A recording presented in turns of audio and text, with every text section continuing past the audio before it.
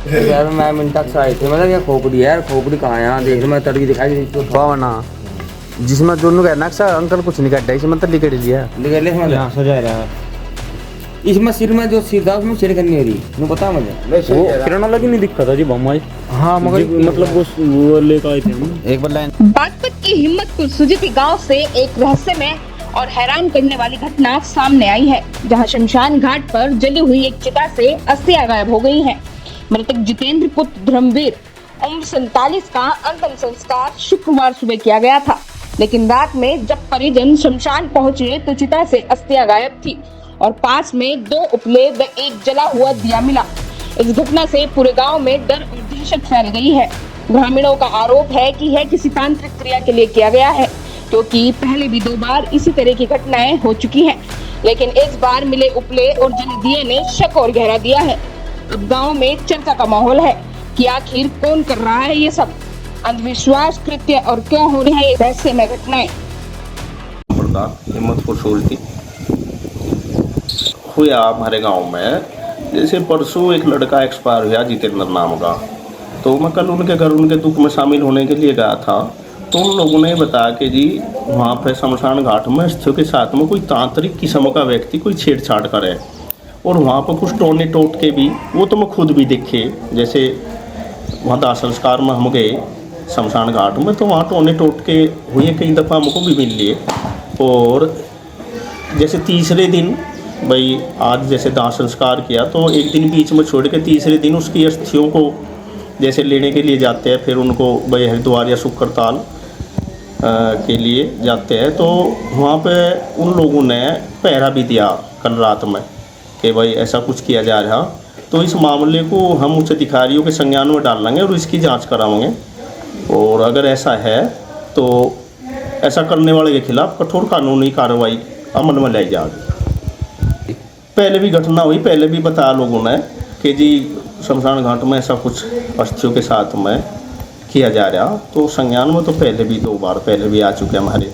लेकिन अब सस्टिफाई तो अब ये कलवाड़ी में हुआ कि वहाँ पैरे वैरे भी लग गए, और जब काफ़ी लोगों ने बताया तो ऐसा तो है, कुछ ना कुछ तो ज़रूर है, लेकिन इसकी जांच कराई जाएगी। अधिकारियों को अवगत कराऊंगे इस मामले। हाँ, अधिकारियों को अवगत कराओगे, हम अधिकारियों से मिलेंगे, संबंधित अधिकारियों से हम इस विषय में मिलेंगे।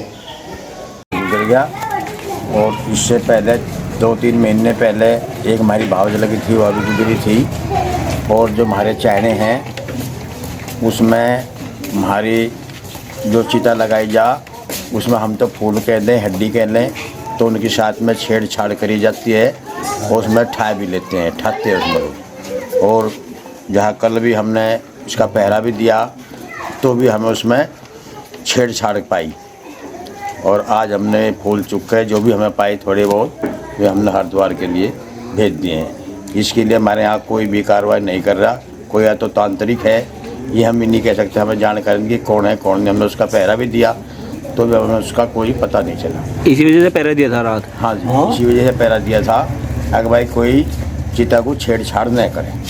पहले दिन छेड़छाड़ कर दी थी, पहले दिन छेड़छाड़ कर दी थी उसकी, अगले दिन ही छेड़छाड़ कर दी थी उसकी, ताकि आग थी तो पूरे तो नहीं चूक सके उसमें से आग के कारण।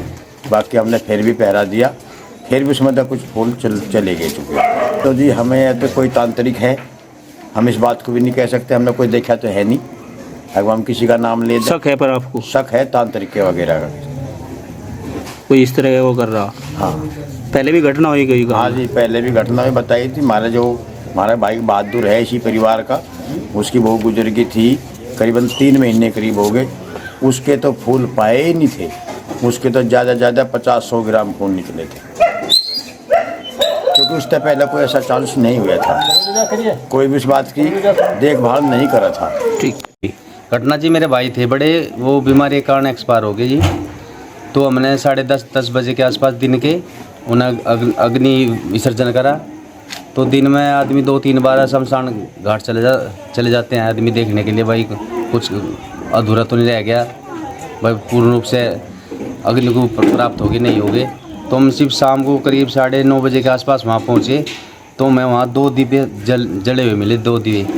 मतलब वहाँ पर जो उनकी अर्थी थी उनके साथ में छेड़छाड़ कर रखी थी। और अर्थी के साथ साथ में जो फीमर हड्डी, जब मैं वहाँ पहुँचा तो जो जांग की सबसे मोटी हड्डी हो फीमर, वो बाहर निकली हुई थी। मैंने उस पर जो उफड़े हो कंडे वे डालकर, लकड़ी डालकर मैं वहाँ से चला। जब 9:30 बजे वहाँ पहुँचा, वो हिस्सा करोड़ का वो निकली हुई थी वहाँ से। और ये दुर्घटना जी गांव में करीबन पिछले 7-8 महीने से लगातार चल रही। कोई आदमी सूचना नहीं दे रहा। मैं इसके विषय में आप किसी गांव से और किसी से बात कर सको, ठीक है जी। तो कोई अस्थियों को चुरा रहा, कोई अस्थियाँ चुरा रहा जी। कौन हो सकता है? इसके बारे में जी हमें कोई नहीं पता कौन आदमी है, किस पर शक करे जी। पर उसके साथ में वहाँ छेड़छाड़ की गई, अस्थियों के साथ में छेड़छाड़ करी जा रही, जो कि बहुत गलत है जी।